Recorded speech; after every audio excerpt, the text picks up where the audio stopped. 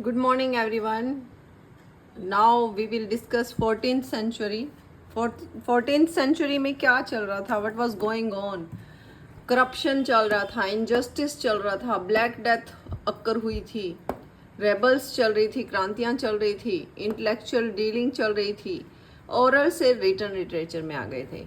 और ये हम कैसे गए हैं मीडियावल से मॉडर्न में, वो हम डिस्कस करेंगे नेक्स्ट वीडियो में। उससे पहले चौसर के आने से पहले हम बोकासियो और पेट्रार्क को जरूर पढ़ेंगे।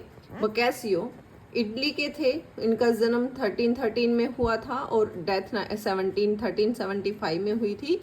तो इनके जो वर्क्स हैं उन वर्क्स में सबसे इम्पोर्टेंट वर्क है डी कामेरन। ठीक है, सबसे इम्पोर्टेंट कौन सा है? डी कामेरन सबसे इम्पोर्टेंट है। उन्होंने अलग वर्क भी लिखे हैं जिनका नाम है फिलोकोलो। फिलोकोलो प्रोज वर्क था और फिलोकोलो के इस प्रोज वर्क से, बोकासियो के फिलोकोलो प्रोज वर्क से चौसर इंस्पायर हुआ और उसने कैंटरबरी टेल्स में उसका जो है मटेरियल यूज़ किया। उसको एक इंस्पिरेशन मिली for Canterbury Tales from the work Filocolo. After that Filostrato, this is also written by Boccaccio. It is written in words, ये पोइटिक फॉर्म में था। और चौसर इस वर्क से भी इंस्पायर हुआ और इस वर्क से इंस्पायर होकर उसने ट्रोइलस एंड क्रेसिडी में को लिखा। ट्रोइलस एंड क्रेसिडी को लिखा चौसर ने फिलोस्ट्रेटो से इंस्पायर होके। टैसिडा एक लॉन्ग पोएम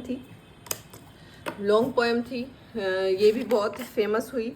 जो है बोकासियो का ये वर्क भी काफ़ी फेमस रहा। ठीक है, इस लॉन्ग पोएम में उन्होंने इम्पोर्टेंट फैक्टर्स डाले। किसके बारे में? एक थीसस की स्टोरी डाली। थीसस की स्टोरी किस में डाली उन्होंने? टैसिडा में। थीसस एक कैरेक्टर है जो 12 बुक में लिखी हुई है। ये टैसिडा कितने बुक में लिखी हुई है? एक पोइम है जो कि 12 बुक्स में लिखी हुई है और इसमें थीसस एक कैरेक्टर हमें देखने को मिलता है। कौन सा कैरेक्टर मिलता है देखने को? Theseus, THESEUS। ठीक है, ये वर्क एक लॉन्ग पोइम है।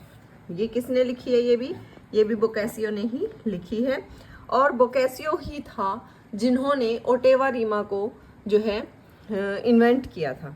ऐसा माना जाता है कि बोकासियो ने ही ओटेवा रीमा जो है उसको इन्वेंशन ओटेवा रीमा का किसने किया था? बोकासियो ने। ठीक है, टैसिडा आपको पता चल गया, लॉन्ग पोइम है। ठीक है, इसके बाद हम आ जाते हैं कि उन्होंने अपनी एक बायोग्राफी भी लिखी है, रोटा लाइफ बायोग्राफी ऑफ दांते की बायोग्राफी उन्होंने लिखी है बोकासियो ने। ठीक है, और इसके अलावा उन्होंने डिकामेरन जो लिखा है, जो उनका फेमस वर्क है, ये जो नॉवल है ये काफ़ी इम्पोर्टेंट नॉवल है। इसके अंदर 100 स्टोरीज़ हैं, 100 स्टोरीज इसके अंदर है, 100 स्टोरी हैं इसके अंदर। जिसमें जो स्टोरी स्टार्ट करता है ये 10 दिन की स्टोरी है और इसमें 7 लेडीज़ और 3 जेंट्स जाते हैं और वो अपना जो है डिस्कशन करते हैं कि वो फ्लोरेंस चले जाते हैं। 7 यंग वीमेन और 3 मैन फ्लोरेंस जगह पर चले जाते हैं। और किस टाइम फ्लोरेंस चले जाते हैं? वह जब वहाँ पर ब्लैक डेथ चल रहा होता है। ब्लैक डेथ जो हम डिस्कस कर चुके हैं, जिसमें बहुत सारे लोग मर गए थे। ठीक है, तो वो रिफ्यूज़ ले लेते हैं वहाँ से और वो अपना समय कैसे बिताते हैं? स्टोरी सुनाने में बिताते हैं। तो ये सब डिकामेरन में इन्होंने मेंशन किया है। ठीक है, और इसमें क्या थीम रखी है इन्होंने? ह्यूमन बींग्स से रिलेटेड थीम रखी हैं और इटालियन सोसाइटी इन्होंने दिखाई है। ठीक है, तो ये इम्पोर्टेंट फैक्टर्स थे बोकासियो के बारे में। बोकासियो के बारे में सबसे इम्पोर्टेंट बात थी इनका वर्क डिकामेरन, जो 100 स्टोरीज़ में है। 10 दिन की बात जिक्र करता है। 7 लेडीज़ और 3 मैन एक रिफ्यूज़ ले लेते हैं कुछ दिनों के लिए ब्लैक डेथ से बचने के लिए। और लैंग्वेज इसकी वर्नाकुलर है। ओटेवा रीमा के बारे में माना जाता है कि ओटेवा रीमा शायद प्रोबेबली बोकासियो ने इसको जो है इन्वेंट किया था। फिलोकोलो प्रोज वर्क है, फिलोस्ट्रेटो वर्क है और चौसर इससे काफ़ी इंस्पायर्ड था। नेक्स्ट हम आ जाते हैं पेट्रार्क पर। पेट्रार्क जैसा कि हम जानते हैं ये अपने सोनेट्स के लिए बहुत फेमस है। सोनेट क्या होता है? The question is what is sonnet? Sonnet जो होता है वो एक सॉन्ग होता है, लव सॉन्ग भी हो सकता है, कोई भी सॉन्ग, कोई भी म्यूज़िक पोएम जो है, जो आप 14 लाइन में डिस्कस कर देते हो, वो सोनेट कहलाता है। सोनेट हमेशा कितनी लाइन्स में होता है? 14 लाइन में। पेट्रार्क का डेट ऑफ बर्थ 1304 और 74 तक ये रहे थे, फिर इनका डेथ हो गया था। और पेट्रार्क जो है ना लोरा से प्यार करते थे, लोरा उनकी बिलव्ड थी, तो पेट्रार्क उनसे काफ़ी प्यार करते थे। ठीक है, सोनेट उनके याद में उन्होंने लिखे हैं और उनको माना जाता है कि वो ह्यूमनिज्म के फादर हैं। ह्यूमनिज्म के फादर किसको माना जाता है? पेट्रार्क को। पेट्रार्क के सोनेट्स तो इतने फेमस हुए थे कि आने वाले टाइम में जब कीट्स आए, वर्ड्सवर्थ आए, वो सब इनसे इंस्पायर्ड हुए और उनके स्टाइल में इन्होंने जो है सोनेट्स लिखे। सोनेट्स आपको पता चल गया है क्या होते हैं। सोनेट्स इन्होंने क्या लिखी? 400 पोएम्स लिखी हैं, जिनमें से कुछ पोएम्स उसने लोरा को भी डेडिकेटेड की हैं, जिनको वो बहुत प्यार करते थे। ठीक है, और ये सारे सोनेट्स जो है सीक्वेंस कैनोनाइजर में इन्होंने इसका सारे सोनेट्स किसके अंडर, टाइटल के अंडर लेके आया? कैनोनाइजर टाइटल के अंडर लेके आया। इनमें इन्होंने लोरा की ब्यूटी के बारे में बताया, कितना वो ट्रू लव करते हैं उनको वो बताया। इन्होंने ये बताया कि स्पिरिचुअलिटी यानी कि आत्मिक लव और अर्थली प्यार में क्या डिफरेंस है, मतलब ये सब उन्होंने डिस्कस किया है अपने फेमस सोनेट्स में। ठीक है, और फिर हम जब बात करते हैं कि सोनेट कौन से 14 लाइन में होता है, जो ये 14 लाइन होती हैं ये कैसे होती हैं? ये ऐसे होती हैं, 8+6 का सेट होता है।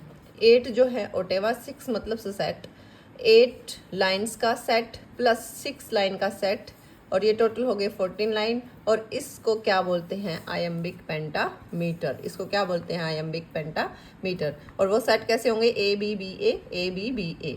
ये 8 लाइन्स होगी, यानी कि जो लाइम स्कीम जब बनेगी तो वो क्या बनेगी? पहली लाइन एक ए से मीन्स एक जो लाइन का वर्ड ख़त्म हुआ उसको हम ए दे देते हैं, दूसरे को बी दे देते हैं। जो हम देखेंगे कि थर्ड लाइन जो होगी वो सेकंड लाइन से राइम करेगी, और जो फोर्थ लाइन होगी वो पहली लाइन से राइम करेगी। पहला तो हो गया ये सेट 8 लाइन्स का। फिर सी या फिर सी डी ई, ये कुछ भी हो सकता है कि C D E third line है, या फिर थर्ड लाइन मतलब जो नेक्स्ट लाइन होगी वो सी डी सी भी हो सकता है। सी से राइम करेगी, या फिर सी डी ई, तीनों लाइन एक दूसरे से राइम नहीं करेंगी, वो सेट बोलता है। तो ये था कुछ इंपॉर्टेंट आयम्बिक पेंटामीटर के बारे में, सोनेट के बारे में। सोनेट 14 लाइन्स का होता है। पेट्रार्क ने इंट्रोड्यूस किए थे सोनेट्स। इनसे कौन कौन इंस्पायर हुए?